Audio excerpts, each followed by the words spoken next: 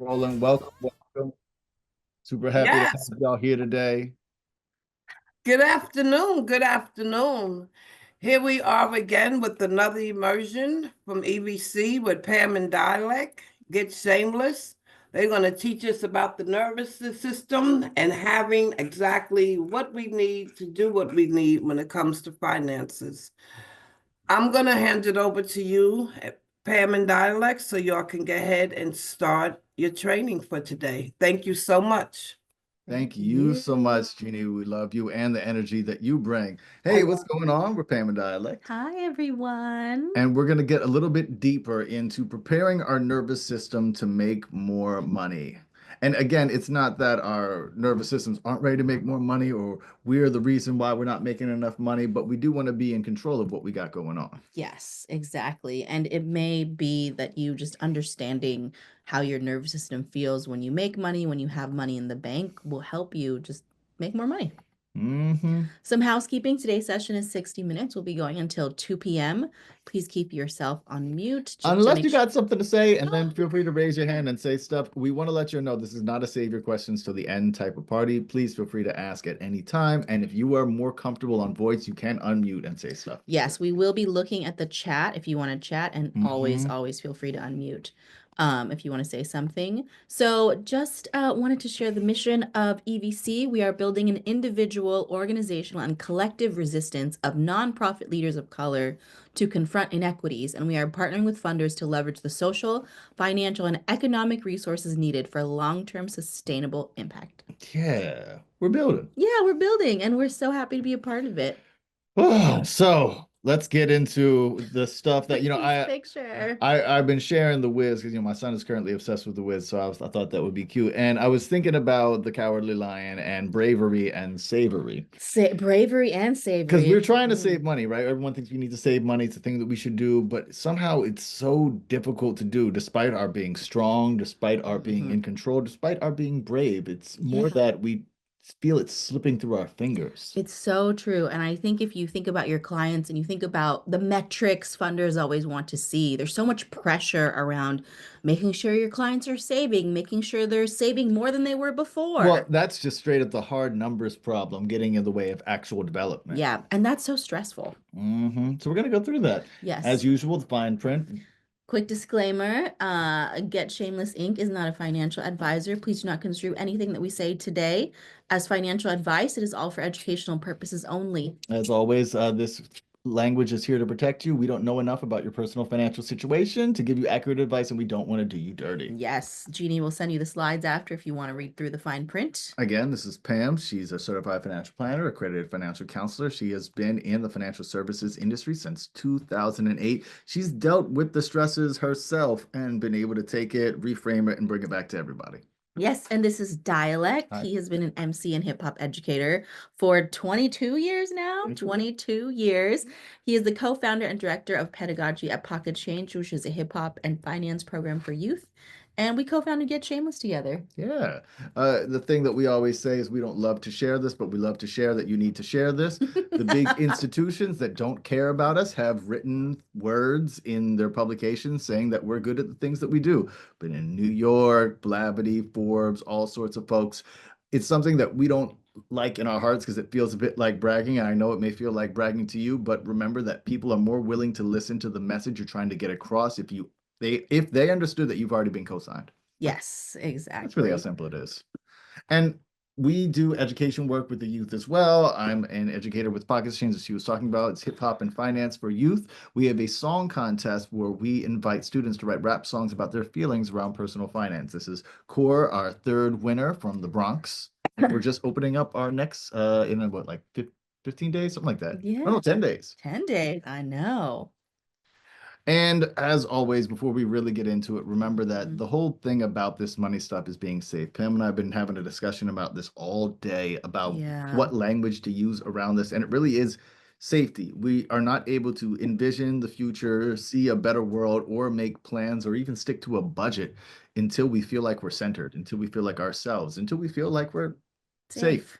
Yeah, until our nervous system is like, okay, I can take a breath now. Oh, thanks, Jeannie. So we want to remind you that money is emotional, and we're going to get pretty deep into our habits and practices and wants and needs. Again, as we mentioned, please feel free to unmute if you want to share anything or ask any questions. You don't need to save your questions till the end. Feel free to keep your screen off if you don't want to be perceived. And yeah, we'll explain anything you need. The way that we do this is by taking these personal finance concepts and putting them together by sharing the racial wealth divide context, because the systemic oppression is the thing that affects our nervous system, and using the interpersonal neurobiology framework and a little bit of art to be able to dig into what matters to us so that we can live the lives that we actually want to do. Yes, and we say it's how to get shameless about money because there is so much shame and embarrassment and guilt around money. You know this with your clients, you've seen it, and I think that so much of the personal finance world is built off of keeping you ashamed. Yeah, and the shame thing isn't just about your own feelings. It is a structural problem which makes it difficult to save. Yeah, So the thing about it is money isn't natural. it's not natural. We have this idea that money's natural. There's, people have altars to money, the feng shui money. There's like, it's gotten into a lot of cultural practices,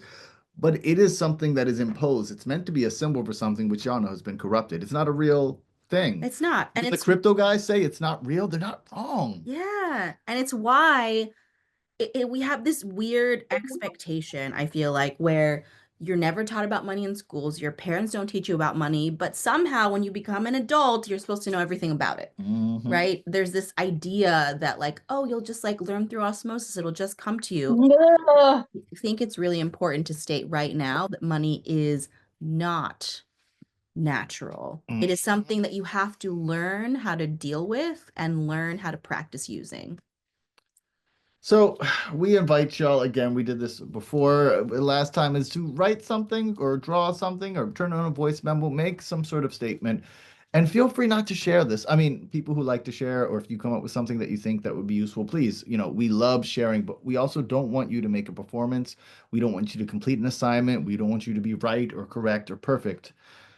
Just want you to talk to yourself on this. And if it helps share it with others, even with us, it's cool. But if not, feel free to hold it to yourself. We're going to take, 3 minutes for this? Yeah. So I'll give 3 and change. So let's come back at 1:17 and don't share, but write, draw, voice memo, do something about this idea. What or who, not you, is an obstacle to having enough in savings? And that's about money, but if it ends up going somewhere else, that's okay too. Yeah. All right, I'm gonna turn on some music and we'll get out your way.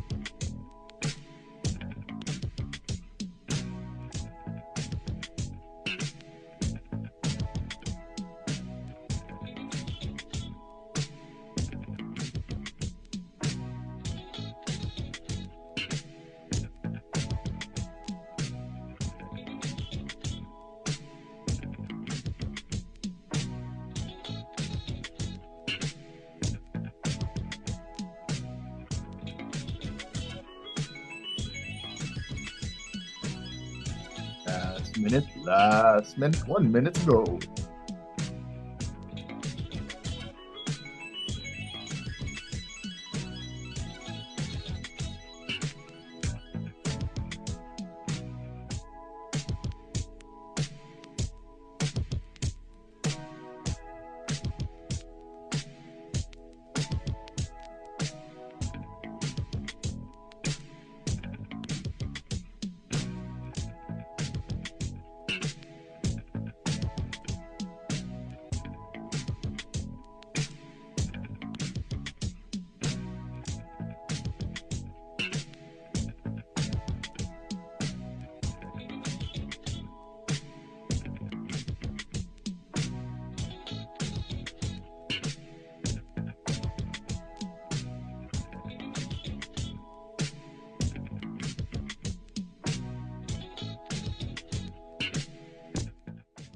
All right. Thank you, everybody. We appreciate y'all your time and energy.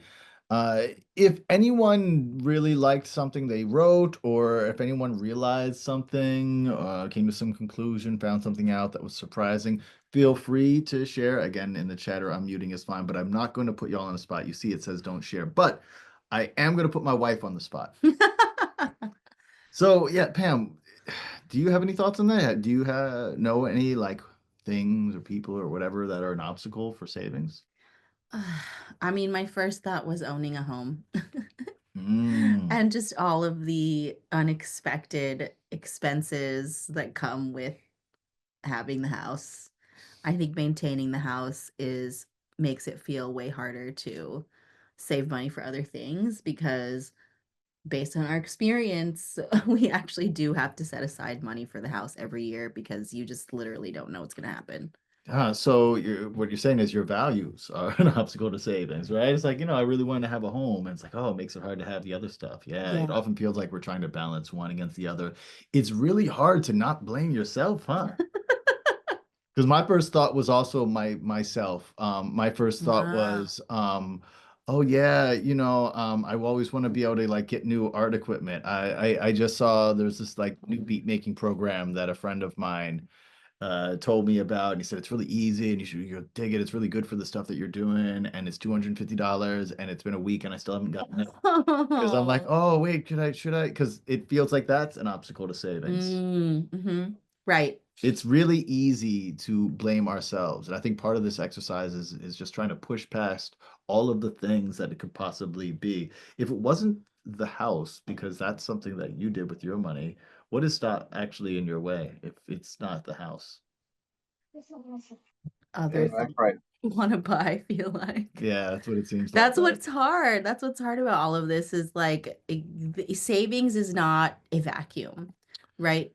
Yeah, and the thing about it is, from all of our angles and the ways that we blame ourselves, it's extremely hard to save. Yes, it is. I It is. I was thrown on, from my old school R&B heads, the Boys to Men, so hard to say goodbye to yesterday, because that's kind of like what it is, our savings, our debts, the things. Yeah, it's really hard. Also, Boys to Men was a great R&B group, but did they do their own art direction? Because what is this? Oh, come There's on. like It's 60 cute. different fonts. I can't even read. Anyway. But it is really hard to save. And while we can speculate about our own reasons, I want to share a few systemic reasons why it's hard to save. This is an ad from Instagram.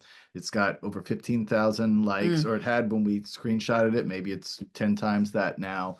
And this is a depiction of what's supposed to be the inequalities in the Black community, where a rich person will spend $15 on a shirt, whereas a poor person will spend $359 on a shirt. One of the things to let you know That's about. why, right? You just spend money frivolously. Well, that's the thing they like to say. Folks like to say, oh, you're spending money frivolously. That's why you're poor. You getting these things. And one, just to let you know that this is mostly not true.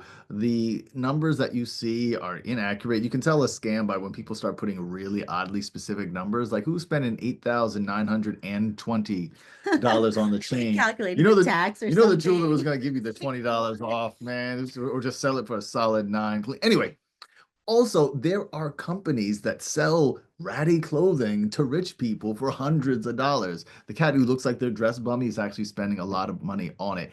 Also, and all of that notwithstanding, that doesn't even matter. It's okay to want to dress nice. And I think in particular, it's important that they showed Black people there because in our Black genetic memory, anyone here who's had a Black mom has had them tell them, hey, you need to dress nice before you head out the house. And that's not because Black people are vain. It's not because Black people like to look nice or anything like that. It's because of safety. Back in the Jim Crow era, if you went out the house as a Black child and did not look like you were dressed to go to a respectable job, you might get picked up and thrown in jail and be put in debtor's prison and then be, brought out, debt peonage, all that kind of good stuff. So when you yourself are looking at, even in this picture, like a Gucci belt, and saying, oh, do I need to buy this? Would this be nice? It is not because of your trend chasing. It is not because of your vanity. It is because of your desire for safety. Now, oftentimes this Gucci belt is a budget breaker. So it's not that necessarily we're saying, hey, everybody go out and buy a Gucci belt. But we think that it's very wanting it is important. okay for that reason. Yeah, it's important to understand where these things come from for yourself and for the people that you work with. And to understand that they're not coming from a crazy or uninformed place. They're coming from a place of needing to be safe, needing to be in community, needing to be seen, and needing to be heard. That's what everybody does. Yeah. It's why the rich person dresses more bummily. And it feels like the shortcut to that is buying a certain thing. And so if we can create spaces where people do feel safe and feel like they belong and they feel heard, then this instinct might not need to be there. Yeah, well, or at least we can acknowledge it because I'm saying, hey, it's all right if it's there, but that does make it hard to save. A next thing is greedflation. Have y'all heard of greedflation? This is kind of a new language. This is the journalist came up with this. Well, you see the lines here, right? Yes. The green line, this is the consumer price index. This is how much it is costing us to buy stuff. Yes, and so that is steadily going up, right? This thing, and then the purple line. The producer price index is how much it costs the people we buy the stuff from to do their stuff. And you see mostly they kind of ride together. And up until, and 2022, pandemic, everything was rising. But like once the pandemic starts to abate and things start opening up, you see the producer costs are going down, but ours aren't. Yep. And inflation didn't roll back. This was dubbed greedflation because it is not the natural, I guess, version of inflation that tends to happen with time and everything like that. It happened so bad that places like Walmart actually issued apologies and said they were rolling back some of their Target prices. too. Yeah, no, it was a few places who did that. So like, that they knew they were on the wrong because they'd gone too far with their greediness of it. I even saw this one article written by some right-wing people talking about this is going to be the end of capitalism because they're getting too greedy about it. That makes it hard to save. Everyone talks about, the price of eggs is ridiculous right now, right? It is. You try to order a pizza and it's like $60 now. It was like $20. That makes it hard to save. Also, the racial wealth divide. We talked a little bit about this. If y'all don't have an understanding of the racial wealth divide, this is the Black-white wealth division. It's also sometimes called a gap. We don't call it a gap because it didn't happen unintentionally, but the basics are that the median wealth of white families is 10 times the median wealth of Black families. And if white wealth stopped growing today, it would take 242 years for the average, again, median family to catch up to the wealth of a white family today.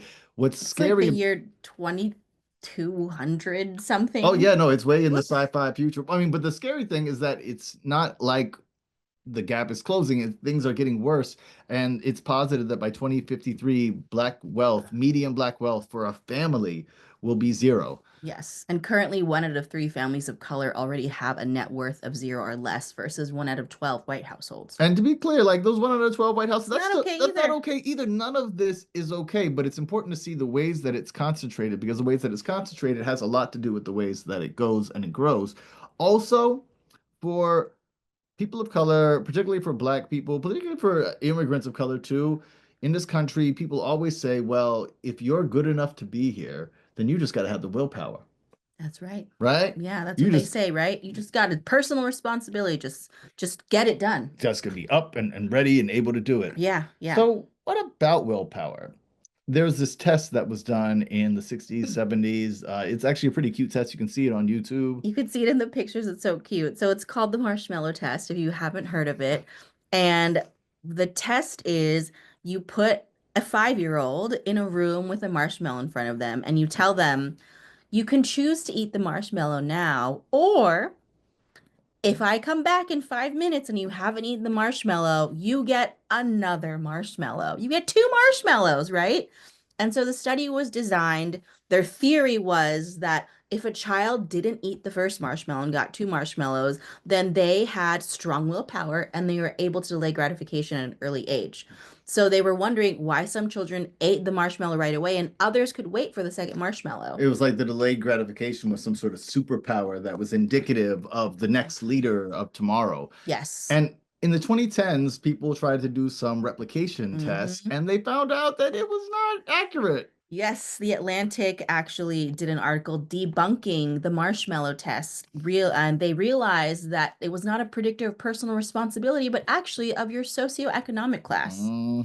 So what they found was that poor kids were less motivated to wait for the second marshmallow because of past evidence that they might have been promised something that they didn't get. If you were told that tomorrow we're going to Six Flags, tomorrow dad's going to take you out to your favorite, tomorrow, and when tomorrow comes, you sometimes don't get the thing, and sometimes you get what you have taken away from you. Those kids, and to be clear, the brain chemistry is forever changed in those young people, and that becomes the logic. It is not illogical or impulsive or even wrong to say, I'm going to take this one marshmallow now, because they have great evidence that there may not be 2 marshmallows in the future. In fact, they might take the one you got. Exactly. So you better eat it now. You better have it now. You better buy it now. In other words, if we get to see tomorrow, I hope it's worth all the wait. Y'all didn't know that song was about the marshmallow experiment, right? Talking about its own, right? Really. But yeah, no, look. Because it is so hard to say goodbye to yesterday. Look, and even in the lyrics of this, and I'll take with me the memories to be my sunshine out of the rain. Yo, really, they are talking about holding on to our traumas as a source of comfort. It's what we do with our money a lot, y'all. That's what it is. And that lives in our bodies. And then it does become hard to say goodbye to yesterday, which means it does become hard to change our habits. And we are not broken, stupid, foolish, wrong, uninformed, uneducated, or ignorant for not being able to do so easily. The thing about these habits that I feel like we don't talk about enough, and we're going to go into this, is that these habits are generational and you might not even recognize that they're there. And we're going to share with you. They're natural. The habits. Yes, the habits are natural. The money natural, but the habits. The habits are natural. You've been doing it. Your parents been doing it. Everybody around you does it. You don't even know to question it, right? And we're going to talk about a concept called explicit versus implicit memory, or why you should be saving more money, but for some reason you just can't, and you have no idea why, right? You maybe have learned all the tricks. You teach this yourself. Like it feels like your clients have just been climbing up like an uphill battle, and this is why. So we want to acknowledge our interpersonal neurobiology teachers who have asked to remain anonymous for this transformative information, and anything in italics is a direct quote from them. So explicit memory is the conscious retrieval of past information or experiences. It lives in the mind. It's the kind of memory that you can recall.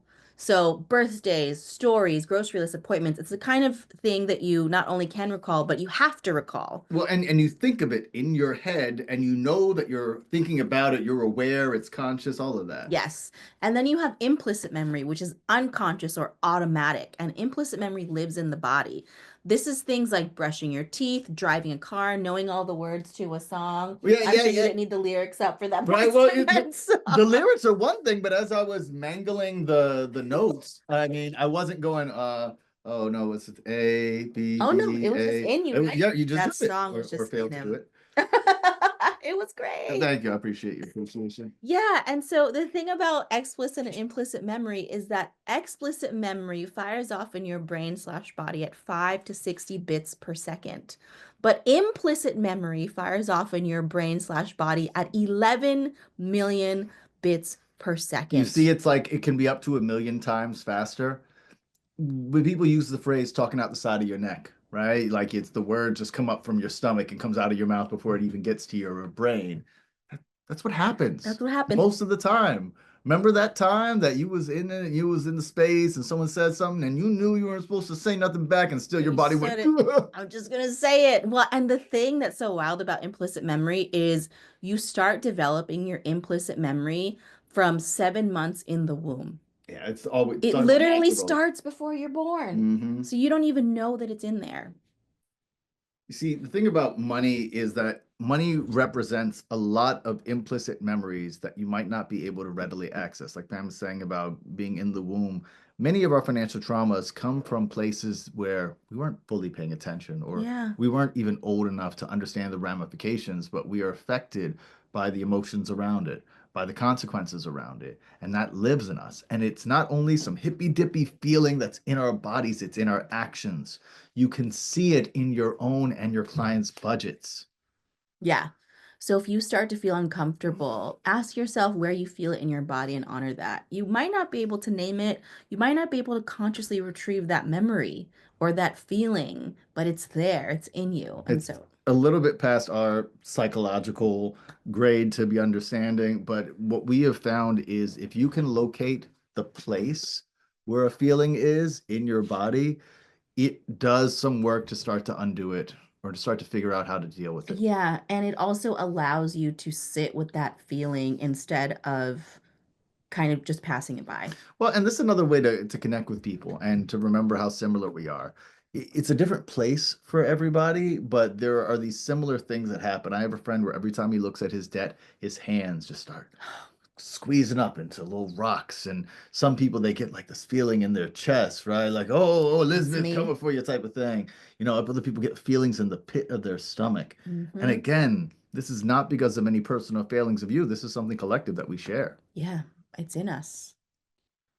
So that was a lot. Mhm. So I'm It gonna take was. a moment and ask if we can just do, I've been adding these breathe through it once, just a simple box breath. That's gonna be breathing in for 4 seconds, holding it for 4 seconds, and then breathing out for 4 seconds. And you know what, this time I want to add a little voice to it. So I want to breathe out with a little lip trill. So let's do that together, Okay. all right? 1, 2, 3, let's go. Hold it. And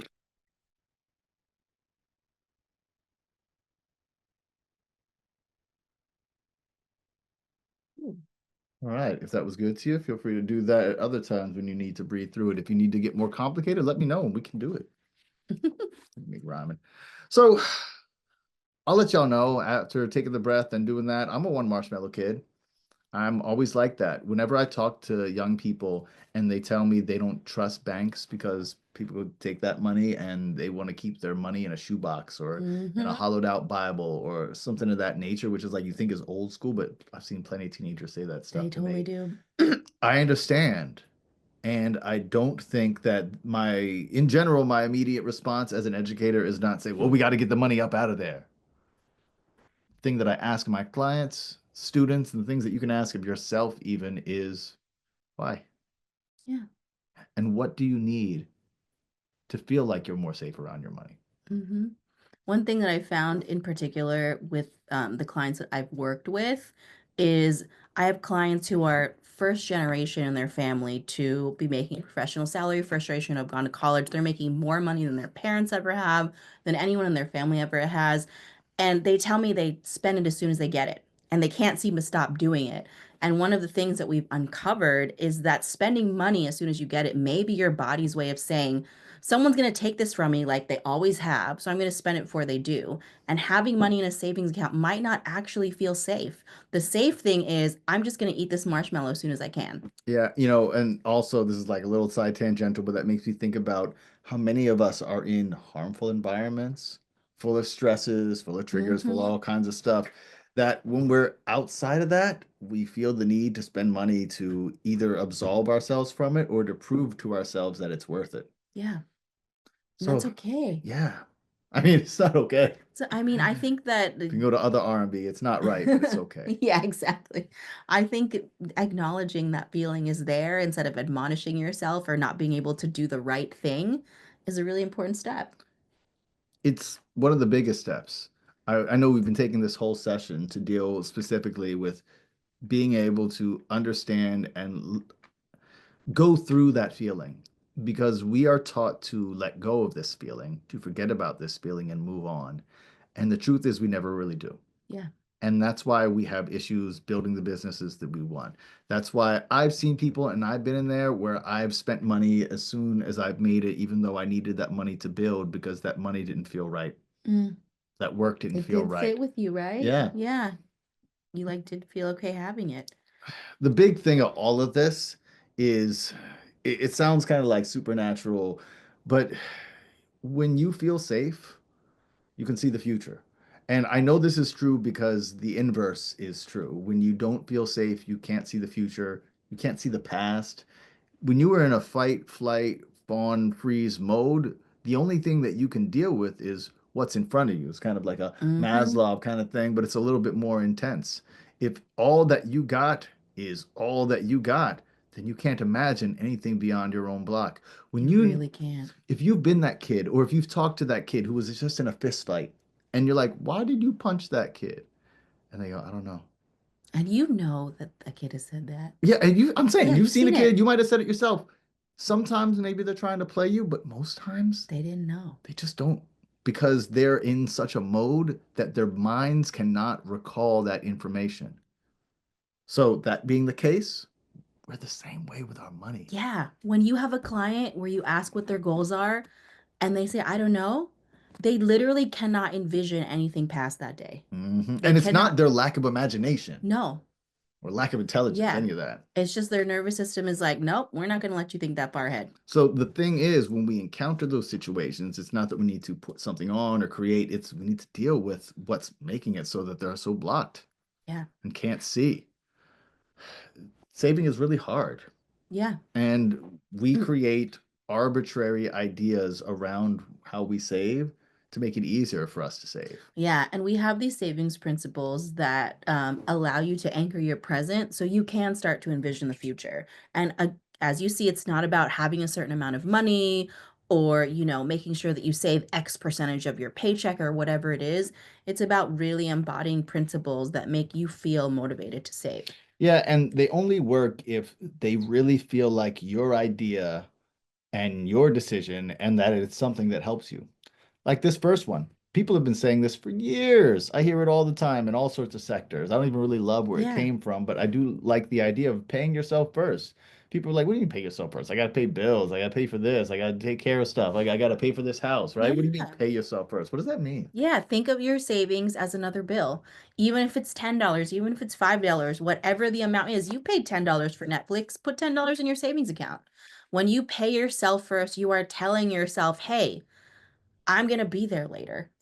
Also to do the paying yourself first is to do the next thing, is to create the decision that builds the habit. Paying yourself first, meaning like take a line item for you and put money from one bank that you're a part of to another bank That that you sounds have. so fake. Right? It sounds so fake. And it is. And it's a weird, fake, silly decision at first. And especially because, in the next part of the action item out, it might start really small. And you're like, what am I doing this? But what you're doing is building a muscle, building the habit. Yep, exactly. Eventually, it will become something you don't even think about. And that leads into the next one. Saving is an action, not an amount. It doesn't matter how much you are saving. It doesn't matter how much you have in savings. It matters that you are saving. Well, I want to share this. Yeah. Pay yourself first is really helpful. I have direct deposit sent every paycheck automatically. Yes. Thank you for that. I love, you don't even see it in your checking account. What I have found is the direct deposit version is the most reliable way to do it because this is why we're saying about arbitrary things. It's stuff to get out of your own way. You can't even be like, should I do that? But I have to. It's already gone. Yep, it's gone. It already went out and did it. No decision to make, actually. That's so great. Thank you for sharing that. So instead of saving for a thing, save for a feeling. Well, I want to go back to the action thing. Oh yeah, saving is an action on amount. Yeah. I just want to literalize it because when we're talking about saving, maybe you're like, I don't have money to save. And we'll say, well, what about like $10 a month? And you're like, well, I guess I can do that, but that's silly, right? $10 a month after 6 months at $60, that's like barely one DoorDash, right? Is that Is that worth it? And what we mean by the habit is you're making space for your savings. And if you start putting away $10 every month reliably, Mm-hmm. and then you stop missing it and you don't notice that $10, then maybe you can put away 20. Yeah. And then once 20 stops feeling like you don't even notice it, then maybe 50. Mm-hmm. And next thing you know, you are saving a significant amount. Mm-hmm. And the important thing is building the habit. And to do that, go ahead. Yes. One thing that we suggest is we tend to save for things, right? We tend to say, oh, I want to save up to do this. I want to save up to go on vacation. I want to save up to buy a new computer. And that's great. And that's a great place to start. But the best savers that I have found who save consistently know the feeling that they're saving for as much as they know the thing that they're saving for. And I feel like that's kind of daunting when we're starting out. I don't think that we start out saving for feelings. Personally, Yeah. I have had to save for things Mm-hmm. and then recognize the That's feeling what's that I happening. would get from it and be like, oh, I know what I'm doing. I'll say my thing that I say to students. I've been working as a musician for many years, and I remember when I decided I wanted to save money for a nice studio album where I'd go into the fancy studio with the engineer who has all the knobs and the twisty things, not just somebody with a laptop, right? A whole full thing. They mix it, master all the pretty everything, right? And I got a call from my friend while I was in the middle of saving for that, who I'd made music with in Europe, and he just got signed and was going on tour. And he was like, "Hey, D, you should come on tour with me. Let's do the songs we did." And I'm like, "Oh, that's great." And he was like, "Okay, so we got the hotel, we got the flyer. It said Brooklyn really big, my name really small, but that's fine. You got places to crash. All we need is for you to get your first leg. You need you to buy your ticket to Paris." And I was Right. like, "All right, cool. I've been practicing saving money for some of my art stuff, so like, how long do I got so I can create a timeline?" And they said, "Oh, the tour starts next week. Can you buy the ticket now?" And so I took the money that I was gonna spend on the nice album and I spent it on the tour. And money wise, it did work out for me because I was able to charge more in the States because my experience out there. I still get stuff played out there, all that kind of good stuff. But the real thing that I realized is I wasn't saving for an album. I wasn't saving for a tour either. I was saving for control so that I could be the one in control of what I did with my work. If I wanted to do a fancy studio album where I spent a bunch and instead of just doing it cheaply on the laptop, if I wanted to go out on the Mm-hmm. road, if I wanted to create something new, I would be the one to do it. And when I got that feeling, it's weird how it's reflexive because at first I had to save for the thing because the feeling didn't make sense. And then once I figured out and got here, the feeling that I got from my saving, I didn't have to think about the thing and it became so much easier to save for the feeling. I love it. It's hard to explain it without going through it, but let's go through it. Yeah, exactly. And the final savings principle is now is the best time to save. It's not better to save when I've heard many excuses from clients. I'll save more money when I have a higher paying job. I'll save more money when I get my tax refund. Or- I'll save money when I get a bonus. Or I'm 53 and it's too late. It's too late to save. It's You never know? too late. And also, you don't have to wait until you have a windfall. Again, saving is an action, not an amount. So all that matters is you start building the muscle now. You Can we don't pull have to back wait. for the windfall? In fact, because we've talked about this, I really like this is a good Pamism. It's actually better to not start with the windfall. A lot of people like to be like, Yeah. and you might have done this, or your clients maybe even, when I get my tax refund, I'm going to start my savings habit. I'm gonna get Exactly. this big chunk, I'm going to put it away, and yeah, And then every year that tax refund is gone again somehow. everybody. And notice how that does the opposite of what we were saying with everything. Yeah. Paying yourself last, right? Yeah, You tried to make You it a paid the habit IRS before a first. decision, right? Yep. Right? You made it about the amount.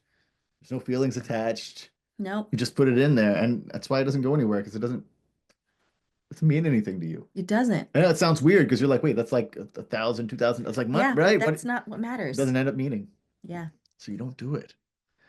This stuff is not meant to make you feel like you need to understand more about psychology or like you are not good enough at these aspects to understand things. We're just trying to study the things that will make sure that we, our clients, and our community will do the things that we really want. Yeah, exactly. So let's get practical. Yeah, let's talk about how to save your first or next $1,000. Apologies to the math haters in the house. We'll help you with it.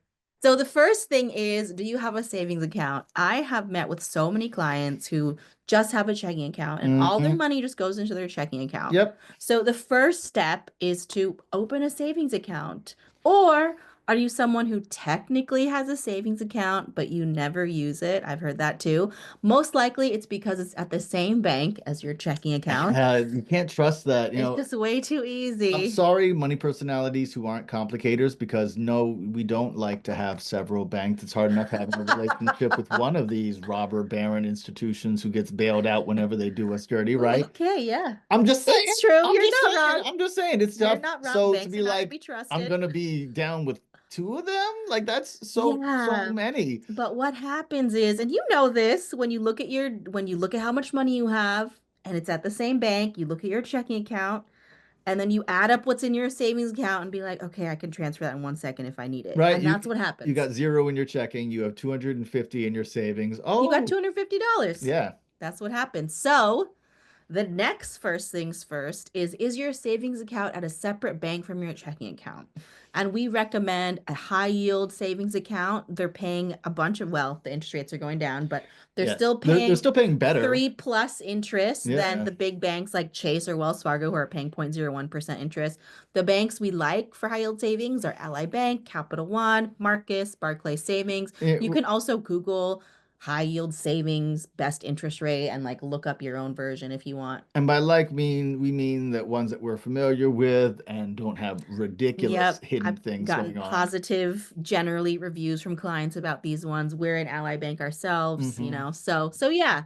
So separating your savings from your checking not only allows you to psychologically have that separation, but also if you do it a high yield savings account, your money can actually earn you some money. Yeah. And then how do you get to that $1,000? So this is the math part. Yeah. So the first thing to do is to break it down into smaller numbers.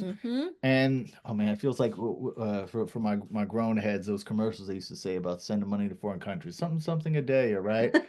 Doing this for yourself, Yeah. $33 a day.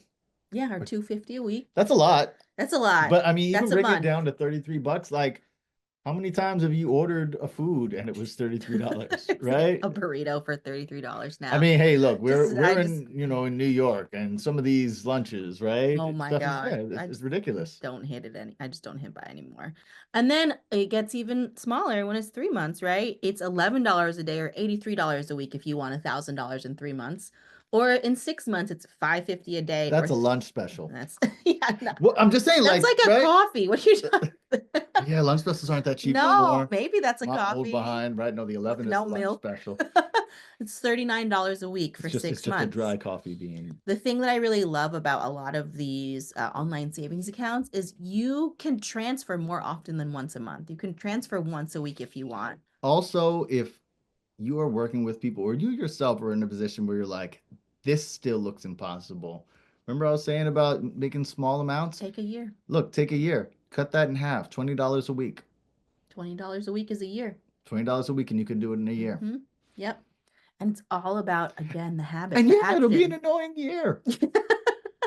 And it might not take you a year to realize, hey, I can actually do $40 a week and not $20 a week. What I love about it, that's what I'm saying, is like, you start off, feel free to start off with the smaller number and cut it way down, because you will find like, oh yeah, I can just start doing it. It probably won't take you a year. Just do that. Yeah. The most important thing is choosing a frequency and amount and automating it.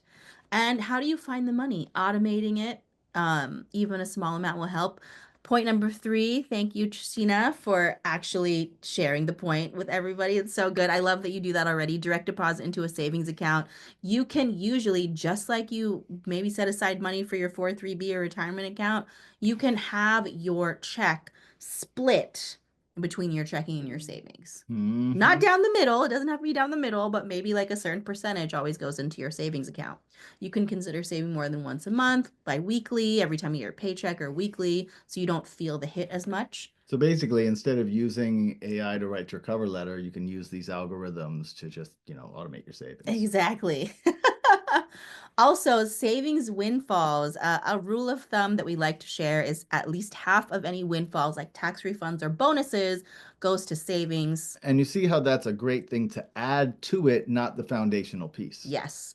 Another thing is reducing your bills. So reviewing subscriptions at least once per year and taking the extra step if you cancel a subscription to set up an automatic transfer to your savings. So if you cancel a $10 subscription, add $10 to your savings transfer. We like to call that capturing your savings, because it's really easy to be like, oh, I'm not going to spend money on this thing anymore. And then that money, when not decided on, when not making a decision about it, it ends up going to something else randomly. So if you Exactly. can take it and put it back in there, then it doesn't get to get away. Yes. And this last one is a little controversial, to prioritize savings over extra credit card payments. Yes. Ooh, Put over money in extra, the operative word. I mean, Extra, yes. Make your minimum make payments. the minimum payments, but you're probably paying more than minimum already, right?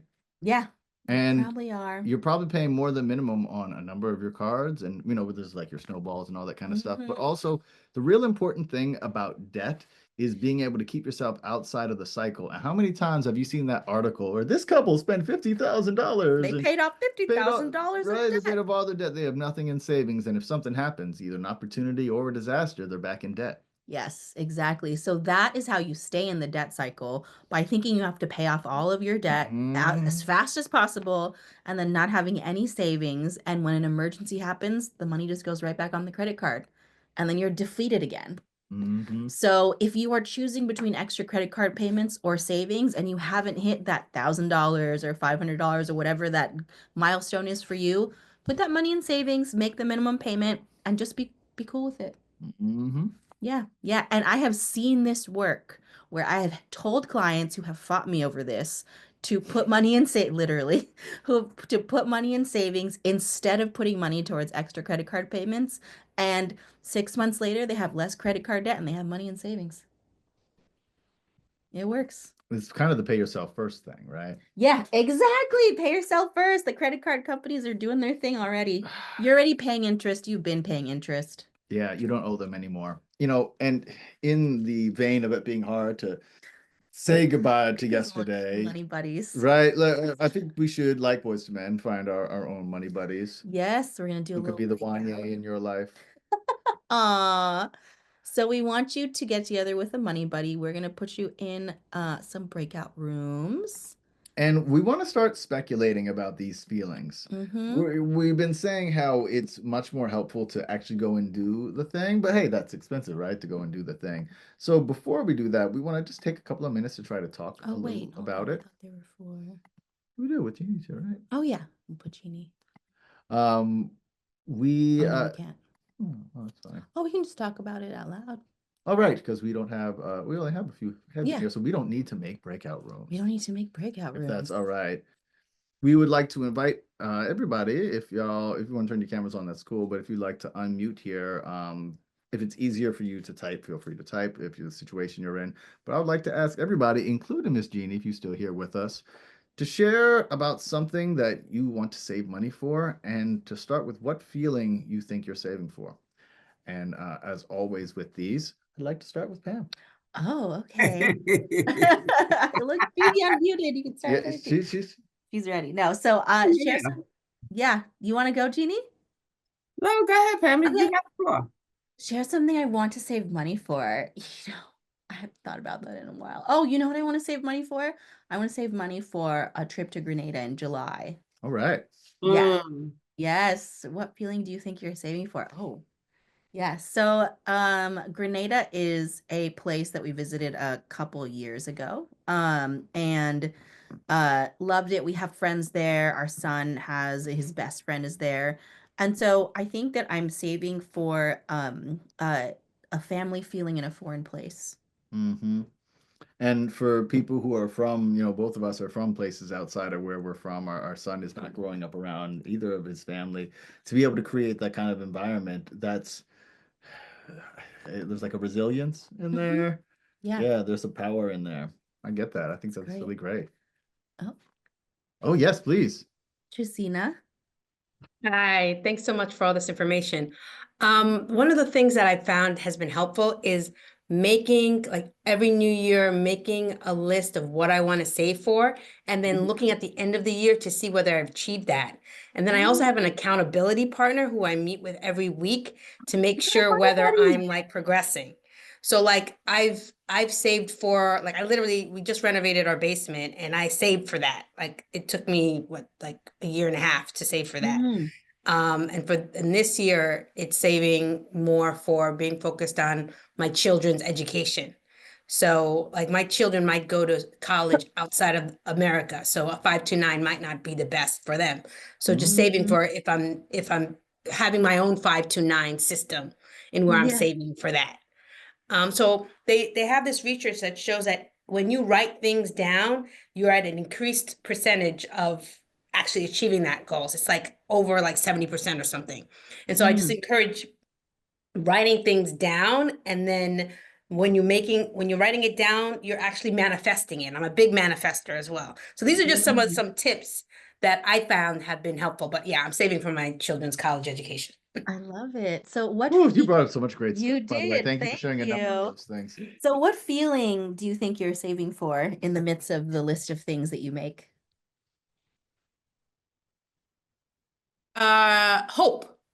Like hope for my son's future. And excitement for what he's going to Powerful. achieve. So those are the two, hope and excitement. Oh, that's beautiful. I love Thank that so you. much. You know, if I can be a little shameless, I have been negative about the word hope. You have.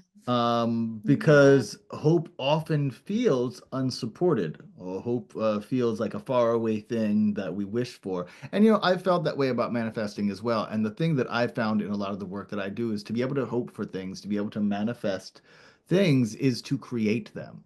And that's what I love about, you know, you don't just have hope, right? You've got some like, oh, you know, things are just going to work out. You're like, I'm creating my own systems to build hope.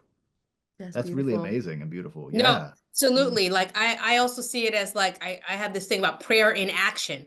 That Mhm. prayer is never gonna be the thing that gets me what I need. It's prayer with an action step. So that's how I think about everything that I do, is that you hope for it, you pray for it, and then you act. Your actions are the one that makes it manifest.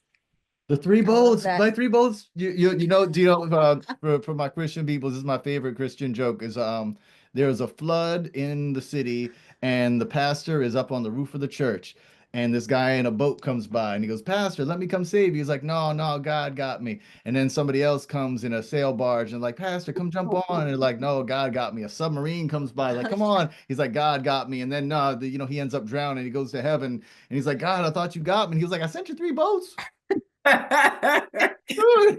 So I love that. Yes, in action. Set you three boats. Yes, that says it right there. Thank you. And I love that because that works for my religious folks, my Christian folks, but regardless of your belief system, that you want to have happen in the world are things that we have to create. Even safety. When people talk about safety, safe spaces, all of that, that's not just like, oh, you stumbled into a field where everyone's hugging and it's beautiful. Yeah. You have to build those things. You have to nurture those things and often protect those things. That's right. It's a lot. And to feel control, to feel safe. Oof, so much. Thank you so much for all of that. I feel like we could do a whole next workshop about a number of the things that you brought up. I also love the, you know, maybe making your own 529 plan. Oof. So good. Sorry, I'm too hyped. All right. Does anyone want to go next?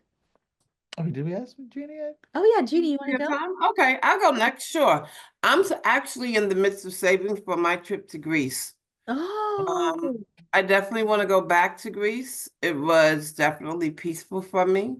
And I know that the feeling that I will definitely get from being there is the peace and being in the place that I love. I love Greece. I love the food. I love the people. I love the connections that I made when I went there before. Yeah. So I would love to go back to Greece. Well, I will be back in Greece. yeah. I You save it just for came it. back from 2 weeks. Yes, Greece was amazing, Justina. Oh, man. Greece is amazing. That water. I'm a water person and a cloud person. Like I'm ready to go on a cruise all by myself again because I just love to be on the water. So It cool. totally changed my health my like eating. I do Greek food now. I walk more now, like that whole lifestyle. So you can do it. You're gonna do it. You're gonna save for that trip. It'll be Yes, done. You'll be I a will be changed there. person. Yes, yes, I will be there. There's so much free. I want to add a few feelings that I'm just hearing from y'all. Is like there's so much freedom and unity in that. You being like, I'm learning this. You've heard of eat Mediterranean diet or Greek Right. this and that, but being amongst the people, you're like, I actually dig how y'all are doing this, and I And I want to see move like it. that. Yeah, Yeah. being able to be out there with people and like, yeah, you're not that different from me. Yeah, I Nope. belong here. Woof. Their Woo. culture is amazing. The people are so friendly and amazing, so carefree. Nothing's in a rush, unlike us here in the US. But Pam and Dialect, I want to thank y'all so, so much for another great session because we are at time and I want to respect everyone's time today. But I thank you so much for all the wisdom and all the revelation that you have given us. Everything that you have given us, I'm sure that we already know, but now you brought it back to remembrance. And that's the good part. And I just love your energy. So they will be back again next week for Yeah. another session with us at 1 o'clock next week, Wednesday on the 29th. It's And gonna thank be a you so pleasure. much for joining. Thank you so much. We're gonna talk about paperwork, so be ready for all of that. We have a paperwork party. Thank you so much. This is very helpful. Bye. Thank you so much. Feel free to reach out if you have any Bye, questions or everyone. thoughts.